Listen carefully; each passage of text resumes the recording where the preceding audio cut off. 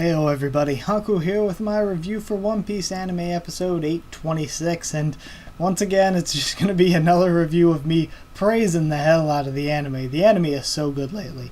I mean, the arc in general, even though the beginning I wasn't that into it, the arc is great. The arc is so good, but the anime is really doing an amazing job with it, at least in my opinion.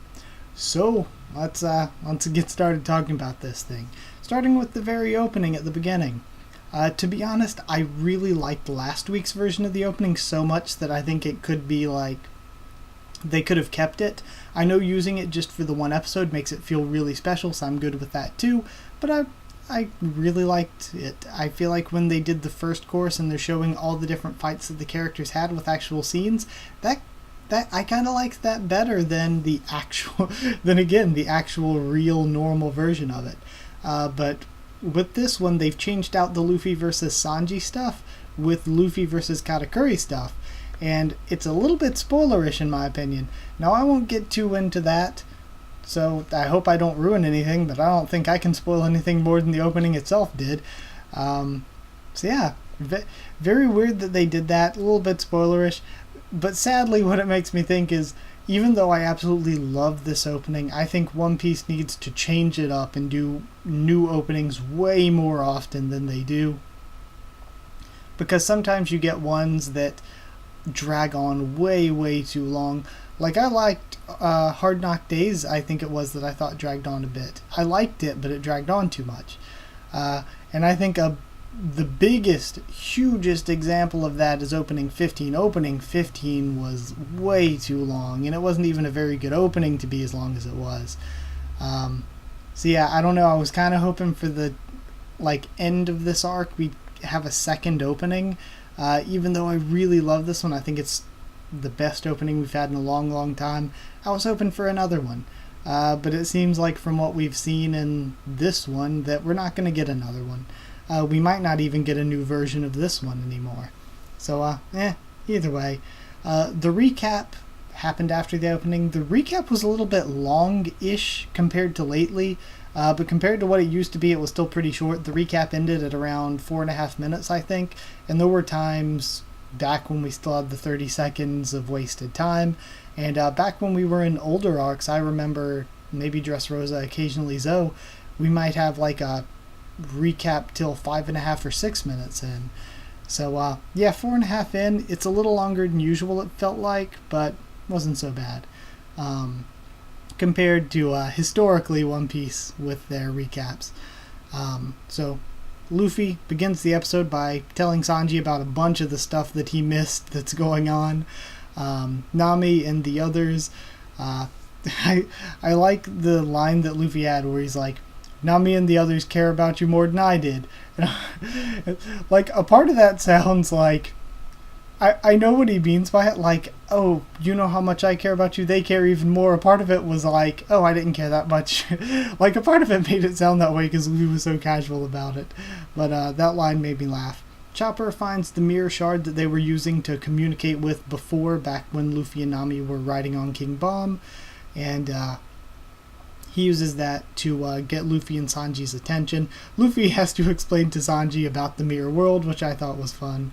And I love when they have their reaction to Sanji being back and everything, when they have the zoomed out reaction of all the characters in the mirror world, and Carrot just goes flying up into the air during their reaction.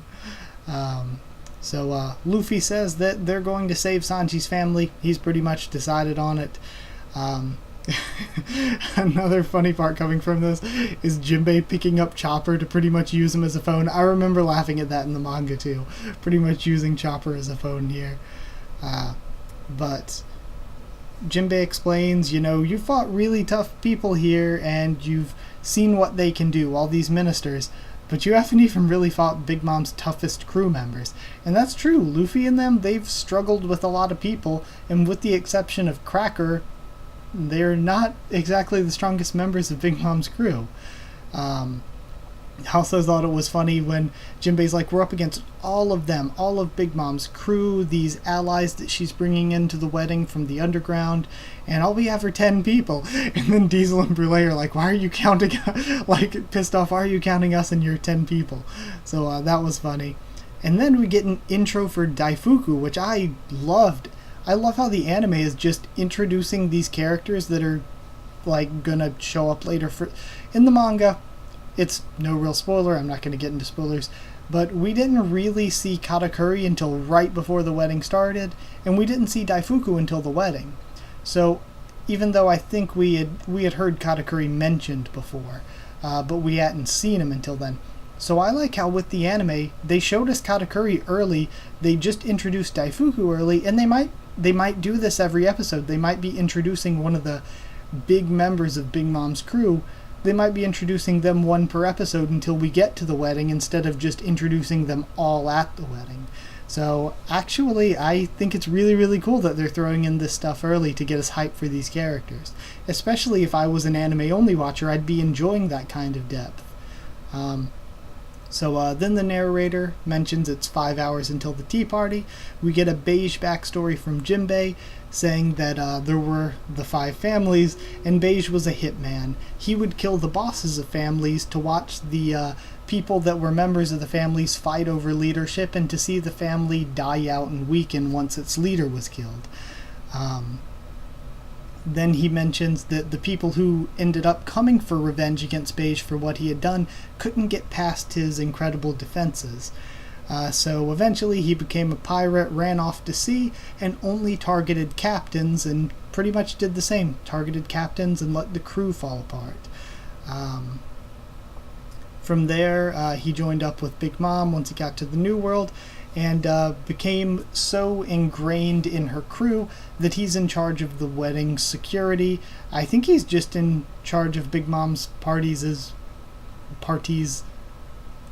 possessive.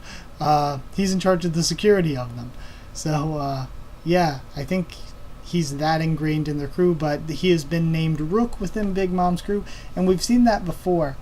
Wasn't there somebody we saw that was called a bishop? I believe they just recently called Bobbin a knight. So we know that, like, chess piece names, that they have some crew members that are given those titles. Oh yeah, what was it? Tamago was a knight, wasn't he? Wasn't that his title? And I don't remember what title Peckham's had. It might have been knight too, or hell, it could have been bishop. But we at least know that those are ranks in the crew. And so for him to be named Rook, he's an important member of what they have going on.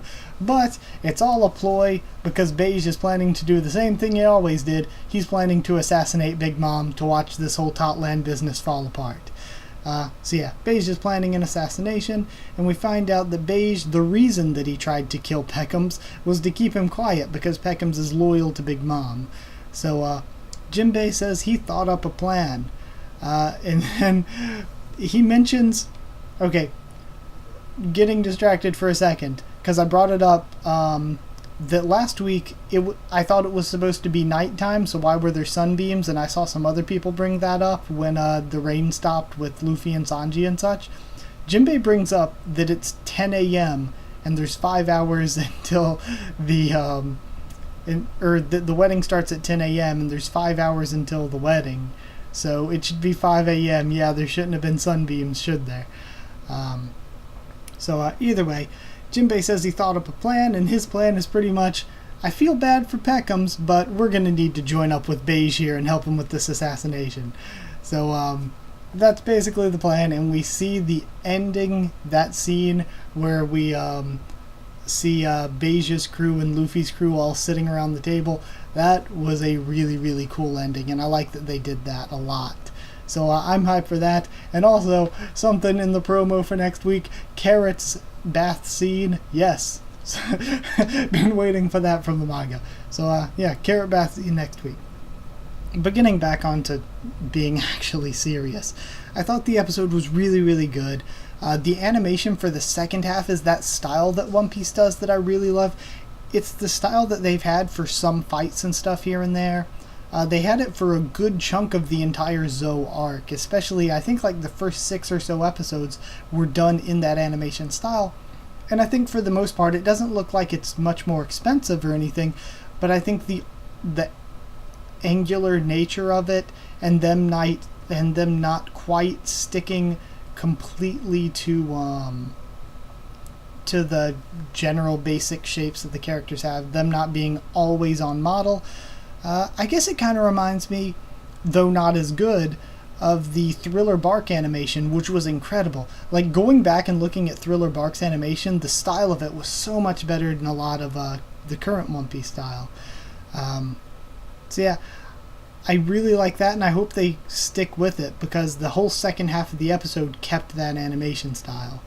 And it's one of my favorite styles that we see used in modern One Piece. But either way, and I think one of the movies might have been animated with that style too. So I wonder if it's the same guy that they put in charge of certain things. I don't really know. I haven't studied up on it or anything. But yeah, the story is also great right now. They made Beija's past really, really cool. The crew is now reconnected to each other, at least being able to talk to one another. I love that they're going to actually take on Big Mom here, especially with the 10 of them that they have, if you include Diesel and Brûlé. But with them and Capone's crew, if they work out a deal, won't spoil if that happens or not, but it's cool that they are at least planning to take on Big Mom's crew right now. And one last thing that I already mentioned, I absolutely love how we're getting these early introductions to people like Katakuri and Daifuku, how we're seeing them before they actually showed up in the manga, just to get us hyped about them, just to give us a little teaser of what's going on with them. So I really love all that. And I think I need to give this at least the same score as last week, so I'm going to go 9.75 again.